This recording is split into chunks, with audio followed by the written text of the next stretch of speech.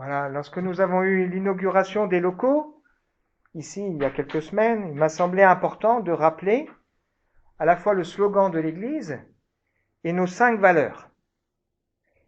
Ce sont des éléments qui sont, je crois, importants pour nous, qu'on sache bien qu'est-ce que dans cette Église on veut mettre en avant, les valeurs qui nous animent, mais aussi des éléments qui sont importants pour ceux qui se posent des questions, qui s'intéressent ou qui s'interrogent sur qui nous sommes. Le slogan, c'est une Église dans la ville, qui explique pourquoi nous avons voulu être visibles et accessibles en plein centre-ville d'Épinal. Notre souhait, notre désir, c'est d'être des acteurs de la vie de la cité, des acteurs positifs. Et puis nous avons nos valeurs, 5 valeurs. Alors j'espère que les uns et les autres, vous commencez à vous habituer à ces valeurs. La première valeur, c'est accessible et accueillant. On veut que toute personne qui vient ici se sente accueillie et puis puisse comprendre ce qui se passe. Deuxième valeur, c'est qu'on a les pieds sur terre. Ça veut dire qu'on veut vraiment faire attention à ce que nous partageons, à ce que nous enseignons, soit ancré dans la vraie vie. Et nous avons conscience que la foi, aujourd'hui, c'est pas toujours simple. On a aussi conscience que la vie, d'une manière générale, n'est pas toujours facile. Il y a la maladie, il y a l'âge, il y a les difficultés avec les enfants, avec le travail, les incompréhensions, etc., les problèmes d'argent peut-être, enfin toutes sortes de choses. Troisième valeur, nous savons ce que nous croyons. Ça veut dire qu'ici, on veut que chacun ait une foi saine, dans le sens qu'il sait ce qu'il croit et qu'il soit en mesure de pouvoir le partager. Et nous croyons, ce qui est affiché notamment sur cette exposition, c'est qu'il y a la liberté de conscience. Chacun étant amené à lire et à découvrir par lui-même la Bible, eh bien, il va y avoir convergence pour que nous soyons d'accord sur ce que nous croyons. On veut que chacun puisse prendre sa place, quatrième valeur, et nous sommes ouverts dans le sens où on reconnaît que même en dehors de l'Église, il y a des gens qui peuvent faire des choses très bien, que nous voulons aussi reconnaître et mettre en avant. Alors tout ça pourra nous rappeler et nous dire que les messages que nous partageons sont marqués par ce qui est concret et pratique et s'inspirent souvent de ce qui peut se passer dans l'actualité, tout en, bien sûr, faisant écho avec la Bible. Alors ça fait un moment qu'on partage la deuxième lettre de Pierre. On a déjà vu ensemble plusieurs choses. Et le titre que nous allons partager ensemble ce matin, c'est celui-ci, dans quel état voulons-nous être sauvés? Alors, je vais expliquer dans quelques instants pourquoi. Alors depuis quelques semaines, on s'appuie sur l'actualité, on a partagé en particulier le fait que nous vivons dans un monde qui est rempli de confusion. On avait en particulier cité une émission qui était passée sur TF1 pour nous montrer qu'il y a beaucoup de choses qui sont confuses. On a aussi parlé de ce qui s'est passé malheureusement en Israël avec ce massacre dans la bande de Gaza, pour nous faire réfléchir au fait que parfois, il peut y avoir des gens qui s'infiltrent et qui ne sont pas forcément au milieu de nous, de la bonne manière. Et puis la dernière fois, on a évoqué l'hommage de cet homme pour parler de la fragilité du monde dans lequel nous sommes et de notre besoin de justice. Avec cette assurance, c'est que si dans le monde on peine à savoir comment rendre la justice, c'est pas parce qu'on va mettre quelqu'un en prison qu'on aura la justice. C'est pas parce que quelqu'un va mourir que justice sera faite. Je sens bien que c'est plus profond que ça. Nous avons cette assurance que Dieu, lui, jugera parfaitement chaque être humain. Et d'ailleurs, la Bible nous dit que Dieu, il juge pas seulement les actions, mais il juge les cœurs et les reins, c'est-à-dire les motivations et les actions. Et la première chose qu'il regarde, c'est le cœur. Pourquoi?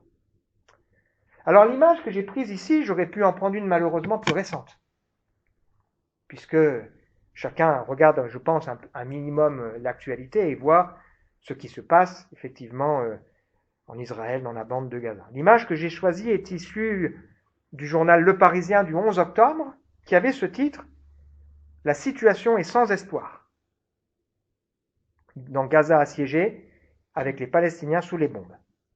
Alors même si cette semaine, notre classe politique s'est déchirée sur, je pense, de faux débats, nous avons conscience que si le terrorisme est inacceptable, la riposte, aujourd'hui, fait malheureusement aussi des victimes civiles nombreuses. Et on veut bien sûr se garder ici de faire de la politique, c'est pas l'objet. On veut prier pour tous ces gens qui souffrent, à cet endroit, qu'ils soient israéliens ou palestiniens. Mais c'est une situation qui doit nous faire réfléchir. Et qui nous amène aussi à nous rappeler que dans le monde, dans la société, nous sommes interdépendants les uns des autres. Même s'il y a de l'individualisme, on est interdépendants. Ça veut dire que parfois, on va être victime du mal, parfois on va être coupable. Parfois, on va être en bénédiction aux autres, parfois on va être béni par les autres. Mais nous sommes interdépendants. C'est valable dans une famille, c'est valable dans un quartier, c'est valable dans une entreprise, c'est valable dans une ville, c'est valable dans un pays, c'est valable dans le monde entier. Alors l'image que j'ai pris ici va introduire ce qu'on va partager ensemble ce matin. Dans quel état voulons-nous être sauvés? J'ai dit souvent que le culte, c'est un ensemble d'éléments qui nous amènent à nous concentrer sur ce que Dieu veut nous dire. Je crois que Dieu veut nous parler.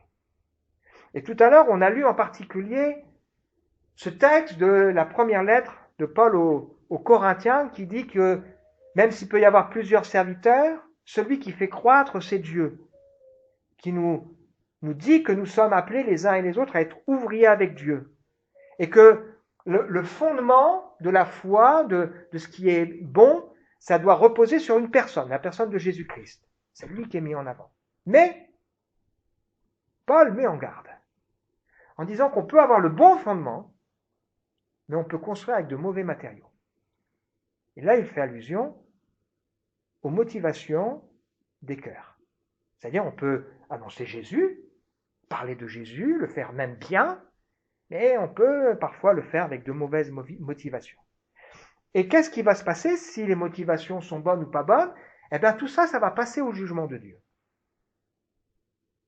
Et devant le jugement de Dieu restera ce qui est bon. Et malheureusement, certaines personnes seront sauvées comme au travers du feu. C'est pour ça que l'image d'un incendie. Mais c'est pas ce que Dieu veut. Je ne sais pas si vous avez déjà eu des amis ou si vous-même vous avez déjà subi un incendie. Moi, j'ai déjà eu des amis qui ont tout perdu dans un incendie. Tout juste, ils s'en sont sortis, c'était la nuit, après un problème électrique. J'imagine que c'est extrêmement difficile. Malheureusement, l'actualité regorge, que ce soit là-bas, mais ailleurs, de gens qui perdent tout dans un incendie. Vous avez parfois des gens qui ont consacré toute leur vie à une maison, à s'installer, et puis à la fin, il n'y a plus rien. Ça, c'est un drame. Et donc, la question pour nous, c'est comment on veut être sauvé. Est-ce qu'on veut être sauvé avec des œuvres qui nous accompagnent? Ou est-ce qu'on veut être sauvé, malheureusement, tout juste, comme au travers d'un feu, en ayant tout laissé, tout perdu? Alors, on veut se rappeler les objectifs de cette deuxième lettre de Pierre, qu'on regarde ensemble chaque semaine. On a vu ensemble qu'il y a 4 objectifs. Nous aider à bien comprendre le salut que Dieu met à notre disposition. On n'a pas fini de découvrir ce salut. Ce serait une erreur de penser que si j'ai compris qui est Dieu, qui est Jésus, pourquoi il est mort sur la croix, si j'ai fait ce qu'il faut en demandant pardon, en lui confiant ma vie, en me faisant baptiser, etc., ça y est, j'ai tout compris. Non, il y a tellement de choses à découvrir. C'est passionnant la relation avec le Seigneur. Dieu est tellement plus grand que nous. Et il nous a donné des promesses dans lesquelles il veut nous faire rentrer. On a vu ensemble que toute notre foi, elle repose sur la fiabilité du texte biblique, qui est un texte à nul autre semblable. Vous prenez le Coran, ça n'a rien à voir. Que ce soit dans le fond, c'est-à-dire qu'est-ce qu'il raconte, par rapport à la Bible, écrite par plusieurs auteurs, 40 auteurs, 44, sur 15 siècles, ça n'a rien à voir. Puis on a vu ensemble que Dieu, il nous dit, attention, dans la société, le monde dans lequel on est, il y a de la confusion. Cette confusion peut malheureusement s'immiscer aussi dans le domaine de la foi, avec des gens qui vont enseigner des choses bizarres. Et il nous faut être prudents par rapport à ça. Et donc tout ça, ça amène des questions, c'est ce qu'on est en train de voir ensemble. Et puis la dernière chose, c'est que tout ce qui est la base de ma foi repose sur une espérance. Et l'évangile, je le disais mercredi, l'évangile ne serait pas complet si on parlait juste du pardon des péchés et de rentrer dans l'éternité. Ce qui fait la base du salut, c'est aussi qu'on attend quelque chose, le retour de Jésus-Christ. L'établissement de son royaume où il n'y aura plus de guerre, plus de larmes, plus de pleurs, plus de cris, plus de souffrances, plus de mort. Et normalement, un chrétien saint, il doit vivre avec cette perspective dans son cœur qu'à un moment donné, le règne de Dieu va s'établir. Il aspire à ça. Parce que c'est dur, le monde dans lequel on est. La violence. Alors, on a dit ensemble, on n'a pas envie de se laisser prendre par toutes sortes de gens bizarres. On n'a pas envie d'être dans une secte, évidemment, à la merci des manipulateurs. Et donc, le passage qu'on est en train de voir ici répond à plusieurs choses. Il nous rassure en nous disant, oui, les faux enseignants existent, on l'a vu ensemble, on peut les démasquer, on a vu comment. On a vu la dernière fois que Dieu s'en occupe. Il a jugé les anges, les démons. Il a jugé l'époque de Noé. Il y avait sur la terre la corruption. Le monde entier a été jugé. Et il a jugé la ville de Sodome et Gomorrhe, les villes de Sodome et Gomorrhe. C'est-à-dire que même si le péché est profond, ça n'empêchera pas Dieu d'exercer son jugement. Et aujourd'hui, on va voir quelque chose qui est rassurant, c'est que Dieu saura garder ceux qui aiment la vérité. La question est importante, c'est est-ce que j'aime la vérité? Est-ce que j'aime la vérité? Alors on va relire ensemble le début du passage qui nous intéresse pour nous concentrer sur deux expériences. L'expérience de Noé et l'expérience de Lot. Et voir qu'il y a une grande différence entre les deux. La question va être, est-ce qu'on veut être sauvé comme Noé ou est-ce qu'on veut être sauvé comme Lot? On relit. Autrefois, il y a eu des prophètes de mensonges parmi le peuple d'Israël, il en sera de même parmi nous. Ces enseignants de mensonges introduiront subtilement parmi vous des erreurs qui mènent à la perdition. Ils renieront le maître qui les a rachetés et attireront ainsi sur eux une perdition soudaine. Beaucoup de gens les suivront dans leur immoralité et à cause d'eux, la voie de la vérité sera discréditée. Par amour de l'argent, ils vous exploiteront avec des histoires de leur propre invention. Mais il y a longtemps que leur condamnation est à l'œuvre et que la perdition les guette. En effet, Dieu n'a pas épargné les anges qui ont péché, ce qu'on a vu la semaine dernière. Il les a précipités dans l'abîme où ils sont gardés pour le jugement, enchaînés dans les ténèbres. Il n'a pas non plus épargné le monde ancien, lorsqu'il fit fondre le déluge sur ce monde qui n'avait aucun respect pour lui. Il a néanmoins protégé Noé, qui appelait ses contemporains à mener une vie juste, ainsi que 7 autres personnes avec lui.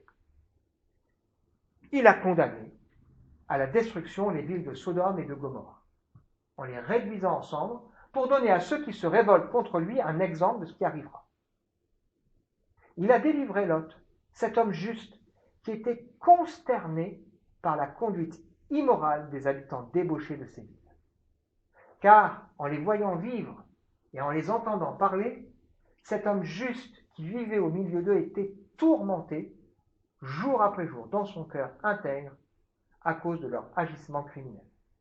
Ainsi le Seigneur sait comment délivrer de l'épreuve ceux qui lui sont attachés. On pourrait dire, Dieu sait réserver ceux qui font le mal pour le jour du jugement, où ils seront châtiés.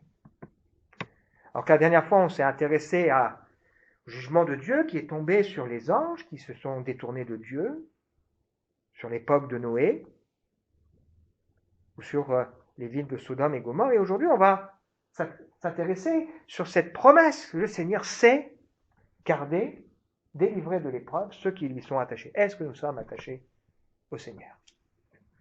Question importante, Qu'est-ce que ça veut dire être attaché à Dieu? C'est pas juste oui, bien sûr. Non. Est-ce que dans ma vie, est-ce que je suis attaché? Si je suis attaché à lui, c'est-à-dire que je suis attaché à ce qu'il dit et j'essaie dans ma vie je fais mes efforts, comme on l'a vu, pour joindre à ma foi des qualités que Dieu attend. Parce que le projet de Dieu, c'est de me transformer à la ressemblance de Jésus. Et je veux ça dans ma vie. Alors, Comment Dieu va s'y prendre pour nous garder, nous délivrer de l'épreuve? On va voir ensemble. Il va en particulier utiliser, je le crois, l'Église, et en particulier des hommes et des femmes qui vont réellement intercéder. On a lu tout à l'heure, Élie, un homme de la même nature que nous, va prier, parce que Dieu va lui dire de prier.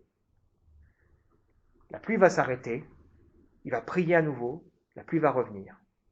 Et la Bible ajoute que la prière fervente du juste est d'une grande efficacité, et que si quelqu'un ramène un pécheur de la voie où il s'est garé, il sauvera une âme de la mort. Pour nous dire que c'est par la prière qu'on pourra aider des personnes à tenir bon avec le Seigneur. Alors on disait mercredi, la Bible c'est un livre à lire, à connaître, un livre à croire, mais aussi un livre à vivre. Ça veut dire qu'à un moment donné, ce que Dieu me dit, je veux rentrer dedans et je veux le vivre. Deux histoires, l'histoire de Noé et de Lot. Alors tout d'abord, l'histoire de Noé. Le contexte de la période de Noé, comme le contexte de la période de Lot, Sodome et Gomorrhe, c'est un contexte, on l'a vu ensemble, très proche de ce que nous vivons. Si on regarde plus précisément celui de Noé, il y avait une insouciance. On était insouciant dans la manière de vivre. C'est-à-dire, on ne pensait pas à l'éternité. Et il y avait un mépris profond des choses de Dieu. C'est le cas aujourd'hui. Il y avait un accroissement du mal et une perte de repères. On ne savait plus, on discutait de tout. On a vu ensemble qu'il y a, dans cette période particulière, Dieu a usé d'une grande patience. Noé va construire sa arche, il va mettre 120 ans à la construire. Ça veut dire que pendant 120 ans, Dieu va interpeller le monde dans lequel se trouvait Noé avec ce drôle de bonhomme pour réfléchir. Tout ce temps où Dieu a été patient avant d'envoyer son jugement. Méchanceté, violence, pas comme chez nous, il n'y a plus de violence dans le monde. Il n'y a pas de violence en France. Des victimes les plus faibles, bien sûr, c'était à l'époque. On a vu ensemble que l'homme était capable de s'unir pour faire le mal. Et que l'homme intègre, comme Noé, était vu comme quelqu'un de rétrograde. Comme si c'était être manqué de lucidité que de croire. Et donc Noé, dans ce contexte-là, c'est un homme qui illustre ce qu'est la foi. Alors je vais citer ce texte de Hébreux 11 qui nous parle de Noé. Il nous dit, sans la foi, il est impossible d'être agréable à Dieu. Impossible. Car celui qui s'approche de Dieu doit croire que Dieu existe et qu'il récompense ceux qui le cherchent.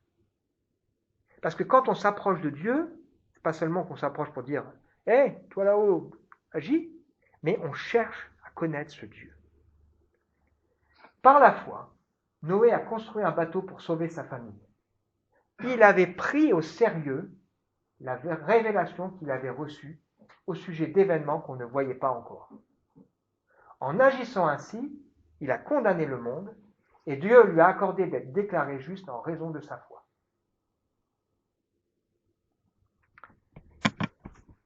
Donc pendant 120 ans, Noé va vivre au milieu d'hommes et de femmes sans se laisser contaminer par son époque. Il a su résister et fuir la corruption, malgré une époque particulièrement difficile. C'est le défi qu'on a pour chaque croyant. Dieu nous dit qu'il nous faut fuir. C'est pas rien fuir, Il nous faut fuir la corruption qui existe dans le monde par la convoitise.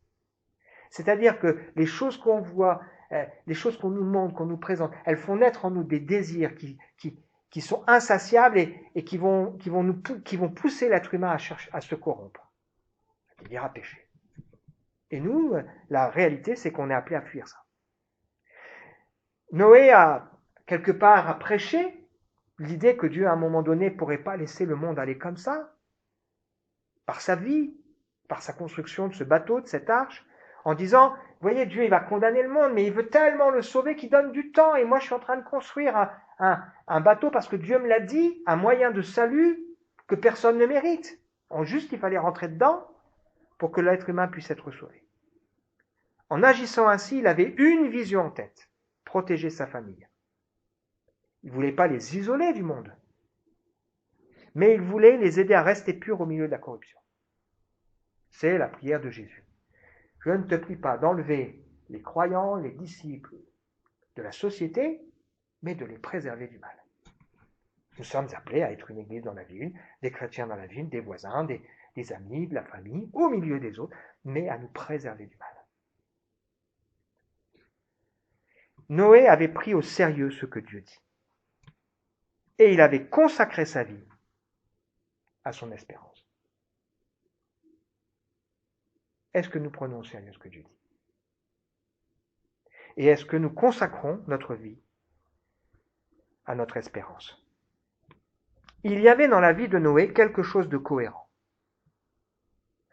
La Bible nous raconte comment était la société de l'époque, et elle dit ceci dans Genèse, le chapitre 6, « Mais Noé trouva grâce aux yeux de l'Éternel. » Ça veut dire que dans la vie, il y a les « mais ». Ça veut dire, tout va mal, mais. Stop. Il y en a un là qui n'est pas pareil. L'homme est perdu, loin de Dieu, mais Dieu qui est riche en bonté donne son Fils. C'était un homme juste et intègre dans son temps, il marchait avec Dieu. Il savait écouter la voix de Dieu. C'est pour ça que Dieu a pu lui montrer ce qu'il avait prévu de faire. Parce que la Bible nous dit que Dieu prévient ceux qui lui appartiennent. Pourquoi? Pas pour leur dire c'est bon, t'es l'info, mais pour qu'ils fassent quelque chose. Ensuite, on va le voir. Il a prévenu Abraham pour qu'il fasse quelque chose. Donc là, il a prévenu Noé pour que Noé fasse quoi? Il se concentre sur le moyen de salut, il obéisse, et puis il puisse sauver sa famille, et puis ceux qui auraient voulu. Il obéissait à tout ce que Dieu avait ordonné. Et il va, au bon moment, se réfugier dans l'arche, qui est une image du salut que Dieu nous offre en Jésus-Christ. Nous croyons que Dieu a donné Jésus pour que nous puissions être pardonnés, sauvés, qu'il n'y a pas de moyen de salut en dehors de Jésus, et que la solution pour nous, c'est de nous réfugier, de nous confier en ce Dieu qui a donné Jésus, pour être gardés. Dieu bénira Noé et sa famille, et là, il y a quelque chose qui est important et intéressant, et je dis ça en particulier pour les jeunes ici, c'est que dans ce contexte terrible, Dieu a su trouver 3 femmes pour les 3 fils de Noé, qui étaient différentes. Et on est dans une société corrompue, et je crois que Dieu est capable de donner des femmes, des hommes, à nos enfants, à nos jeunes, qui sont différents, si on les laisse nous diriger dans ce domaine. On pourrait se dire, mais une petite église, c'est compliqué, comment? À l'époque de Noé, c'était très compliqué, très difficile. Mais Dieu a su, dans ce contexte de folie, trouver 3 femmes pour les 3 fils de Noé. Tout homme de Dieu est au moins autant préoccupé du salut des autres que de préserver sa propre relation avec Dieu. Si on aime le Seigneur, ce qui me préoccupe, ce qui doit me préoccuper, c'est à la fois ma relation avec Dieu, qui repose que sur moi, hein, mais aussi de me préoccuper du salut des autres. Quand Noé va sortir de l'arche, une fois que Dieu aura arrêté la pluie, etc., la première chose qu'il va faire, il va construire un autel pour remercier le Seigneur.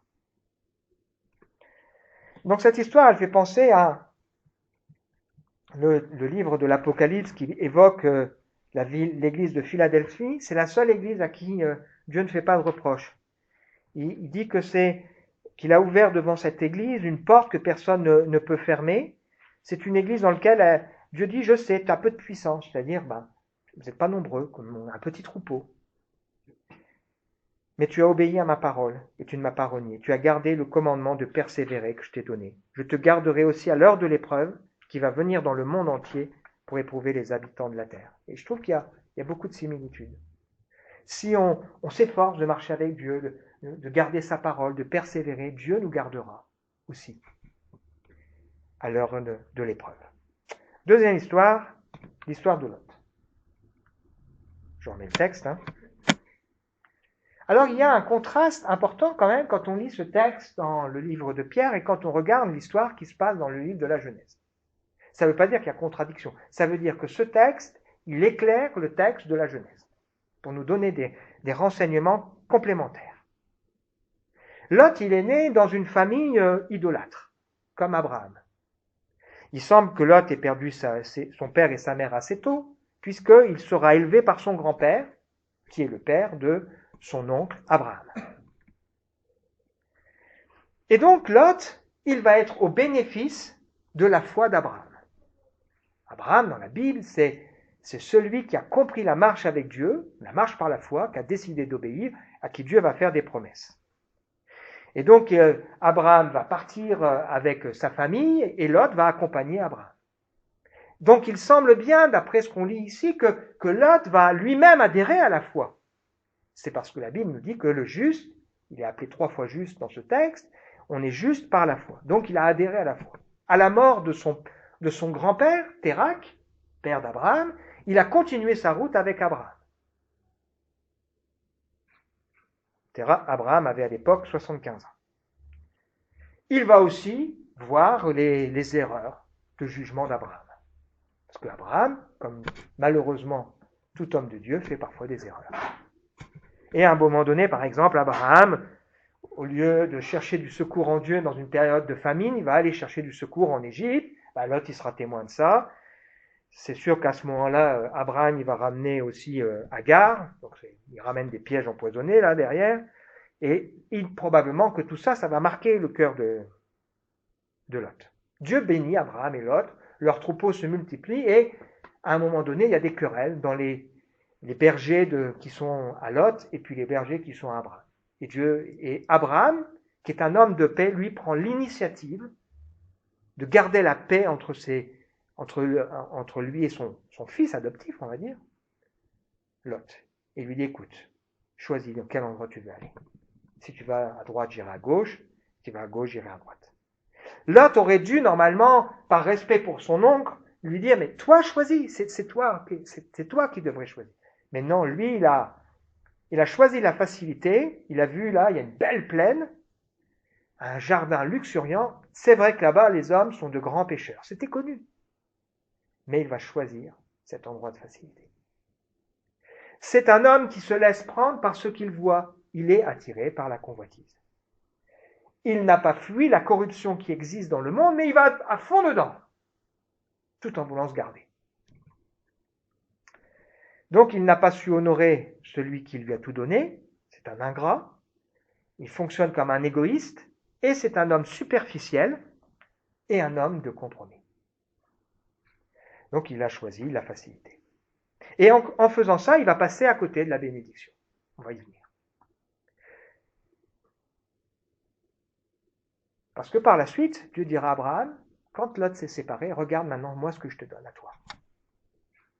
Et il lui fait découvrir le pays promis. L'histoire de la Genèse nous raconte qu'il va y avoir une guerre. Des rois vont venir s'en prendre à Sodome et Gomorrhe et vont embarquer tout le monde, là, en particulier vont faire prisonnier Lot. Et qu'est-ce qui va se passer? Son oncle Abraham, qui apprend l'histoire, eh bien, va avec 318 hommes venir délivrer Lot et tous les gens de Sodome et de Gomorrhe.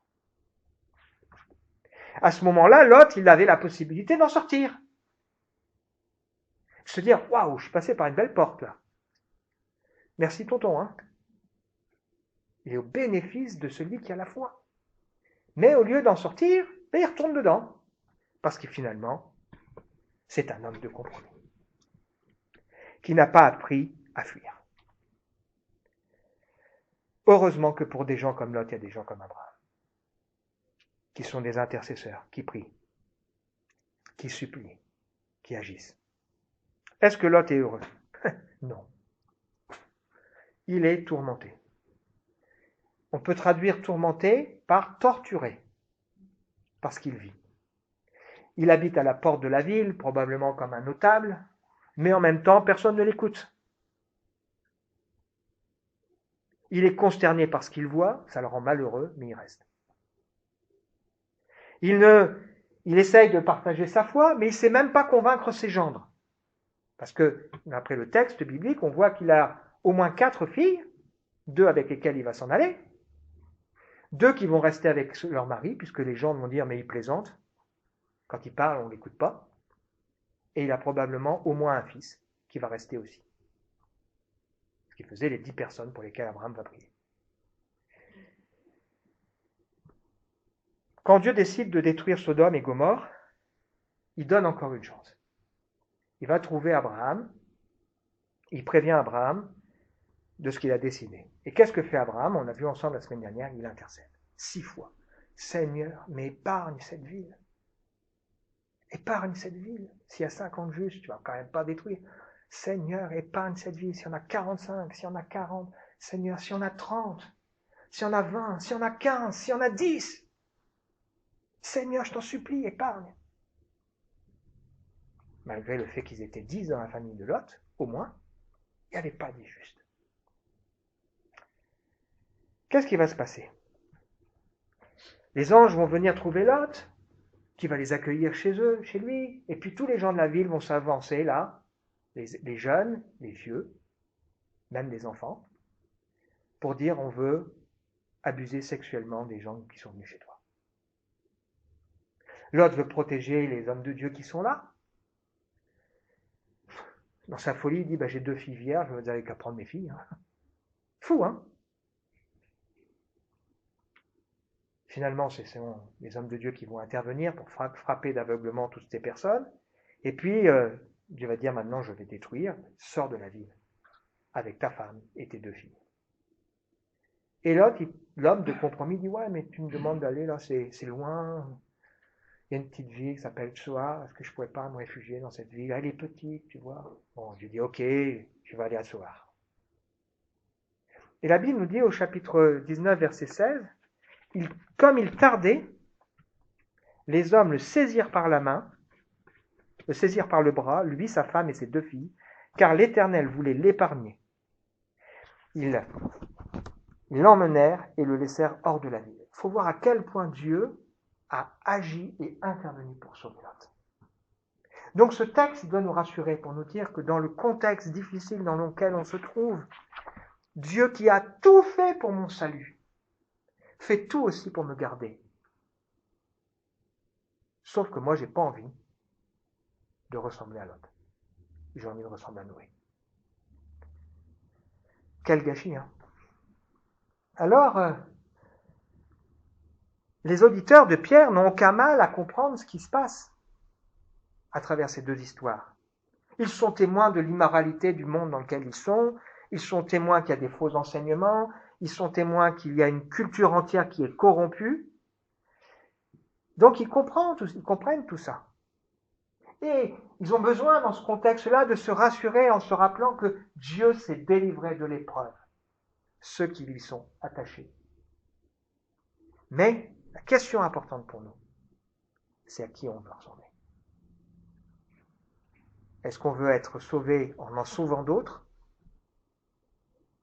comme Noé, même si ça appartient à chacun de faire son choix, ou est-ce que malheureusement on veut être sauvé comme Lot, juste à travers le feu, parce qu'on aura été toute notre vie tourmenté, consterné, malheureux, parce qu'on est conscient, le Seigneur nous montre les choses, mais qu'on aura fait des compromis, qu'au lieu de nous préserver du monde tout en étant dans la société, eh bien, on veut tellement faire de compromis qu'à la fin, eh bien, il y a beaucoup de souffrance et beaucoup de malheur. Donc, Lot, il illustre aussi l'histoire d'Élie, qui a prié pour que les êtres humains puissent être sauvés. La question pour nous, c'est, voulons-nous être sauvés comme Noé, ou voulons-nous être sauvés comme Lot? Dieu peut faire infiniment au-delà de tout ce que nous demandons ou pensons. Mais encore faut-il l'invoquer, s'attacher à lui. Ce qu'on a vu dans ce texte, jamais on n'a entendu qu'un autre Dieu que toi fasse de telles choses pour ceux qui se confient en Dieu, mais l'homme s'est éloigné, n'a pas cherché la face de Dieu. Prenons conscience que Dieu veut nous appeler, que Jésus veut pouvoir nous appeler des amis. Jean 15 nous dit, je ne vous appelle plus serviteurs, Jésus parle à ses disciples, mais je vous appelle mes amis. Parce que les serviteurs, ils ne savent pas ce que décide le maître, mais les amis partagent. Et ensuite, il dit, allez par tout le monde, et tout ce que vous demanderez en mon nom, j'accorderai. Donc, qu'est-ce qu'il dit à ceux qui sont plus que des serviteurs, qui deviennent des intimes? C'est que à un moment donné, il les rend participants de son projet. Pour qu'ils fassent quoi? Pour qu'ils aillent, et puis aussi qu'ils portent du fruit, et qu'ils prient ce que Dieu veut qu'ils prient, comme Abraham, pour que des hommes et des femmes soient sauvés. Moi, je veux être un ami de Jésus, à l'écoute de sa voix, pour savoir, Seigneur, vers pour qui tu veux que je prie, vers qui tu veux que j'intercède, et je veux ressembler à Noé, et ne pas être sauvé juste au travers du feu. On termine avec cette lecture de ce texte de Galates, chapitre 6, versets 1 à 5. Frères et sœurs, si quelqu'un s'est laissé surprendre par quelque faute, vous qui vous laissez conduire par l'esprit, ramenez-le dans le droit chemin avec un esprit de douceur. Et toi qui interviens, fais attention de ne pas te laisser toi-même tenter. Aidez-vous les uns les autres à porter vos fardeaux. De cette manière, vous accomplirez la loi du Christ. Si quelqu'un s'imagine être une personne d'exception, alors qu'il n'en est rien, il s'abuse lui-même. Que chacun examine son propre comportement.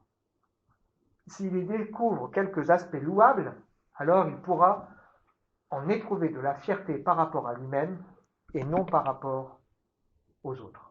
Car chacun aura à répondre pour lui-même de ses propres actions. Voilà, c'est dans cet état d'esprit qu'on veut être. On veut, avec humilité, reconnaître que c'est vrai, la vie de foi, c'est un défi, et qu'on a besoin parfois que quelqu'un nous dise, mais là, il y a quelque chose qui ne va pas dans ta vie. Pas pour nous juger, mais pour nous aider. Et puis on a besoin aussi de veiller sur nous-mêmes, pour qu'on ne ressemble pas à Lot, et qu'on soit comme Noé. On veut prier ensemble. Seigneur, merci pour ce que nous avons partagé ensemble ce matin. On veut prendre conscience, à travers tout ce qu'on lit, que effectivement, dans nos vies, nous subissons l'impact de la société et des autres sur nous, mais nous aussi, nous avons un impact sur les autres. Et ce matin, tu veux nous montrer à travers ce que nous avons partagé que ton désir, c'est que nous soyons des instruments de bénédiction, des sources d'encouragement et de salut. Comme Élie, nous sommes des hommes de la même nature que pouvait être Noé, que pouvait être Élie, que pouvait être Abraham, et même aussi que Lot. Mais la prière fervente du juste, elle a de l'efficacité devant toi. Seigneur, je prie pour que personne dans sa vie ne fasse des compromis. Mais comme nous l'avons chanté, Dieu de l'impossible, tu as su trouver des solutions pour arracher Lot de la mort, comme pour sauver Noé, comme pour donner des femmes dans un contexte très compliqué. Nous croyons aussi, Seigneur, que tu es pleinement capable et suffisant de nous garder fidèles et purs entre tes mains. Ceux qui te sont attachés, Seigneur, aie pitié de nous qui sommes des pécheurs. Je te prie, Seigneur, vraiment que personne ne quitte ce lieu sans avoir fait la paix avec toi, sans avoir pris les décisions qui conviennent dans sa vie, sans se confier en toi, parce que sans toi, Seigneur, on ne peut rien faire. Amen.